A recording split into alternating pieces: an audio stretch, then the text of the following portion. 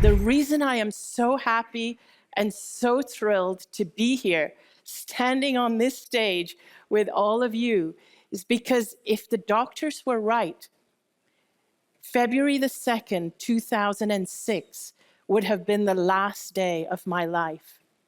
That was the day that I was supposed to die.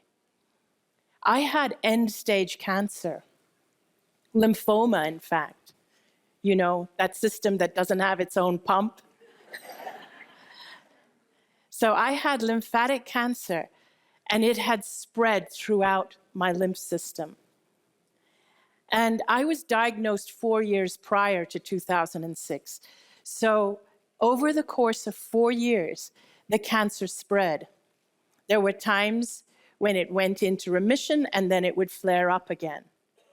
But by the end of 4 years, by February of 2006, it had spread to the point where I had tumors, some of them the size of golf balls, from the base of my skull, all around my neck, under my arms, in my breasts, and all the way down to my abdomen. At that point, my lungs were filled with fluid. I couldn't lie down because if I lied flat, I would choke on my own fluid. So I always had to be propped up. Because my lungs were filled with fluid, I had difficulty breathing, so I was connected to an oxygen tank. When I was at home, I had portable oxygen, but most of the time I was in the hospital. I was in and out of hospital. I needed blood transfusions. I needed the fluid removed from my lungs.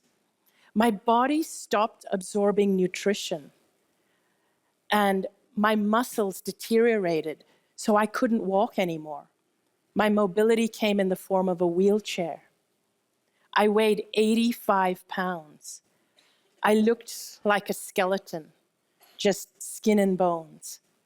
And on February the 2nd, 2006, my organs started shutting down one by one. And then I went into a coma. And the doctors told my family, my mother, my husband, they were there around me. The doctors told my family that these were my final hours and I wasn't going to come out of that coma, that I was now dying. My body was dying. But unbeknownst to everybody around me, the doctors, the nurses, my family, even though my physical body was dying, I had been in so much pain and discomfort up to that point when I went into the coma. Unbeknownst to all of them, now that I was in the coma, my physical body was in the coma, but I felt incredible. I felt free. I no longer felt any of that pain and the discomfort and the fear.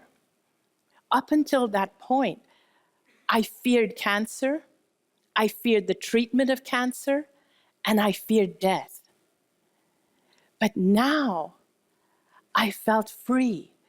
It felt as though, even though my physical body was in the coma and my eyes were closed, I still existed. I could see and hear and feel everything that was happening around my body, everything that was happening in the hospital room. I could see and feel everything the doctors were doing, everything they were saying. I was aware of my family, my husband who was distraught, my mom who was distraught. She was in tears. And I wanted to tell them that I'm okay. The interesting thing is, even though my eyes were closed, I could see them, but it wasn't the same as the sight that we have with physical eyes. Because, you know, when you use your physical eyes, you really have to focus on something, then you see it. You turn your head and you look at it. But in this state, it was like I had 360-degree peripheral vision. It was like I could see everything at once. I could see my mom, I could see the doctors. And then as I was in that state longer, I felt I could see beyond the hospital room. I felt that I could feel the feelings of the people around me. I could actually feel the feelings of my husband and my mom and the doctors and and the nurses, and they had all resigned themselves to the fact that it was too late. It was over. There was no chance for me. And I could feel their resignation. It was like at some level we are connected at the consciousness level. We share emotions. So I could feel everything they were feeling.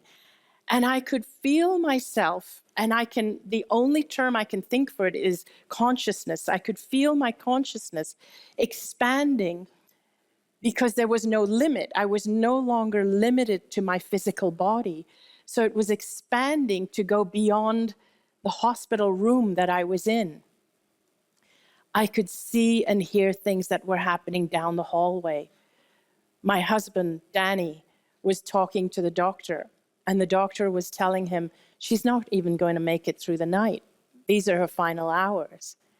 And I could feel the doctors or the nurses trying to find veins in my body to poke the tubes in, but my veins had retracted. But then I started to feel myself expanding even more, and I became aware that I was dying, and I remember even feeling that, oh wow, it actually feels quite beautiful. And I started to feel detached to the scene that was unfolding before me.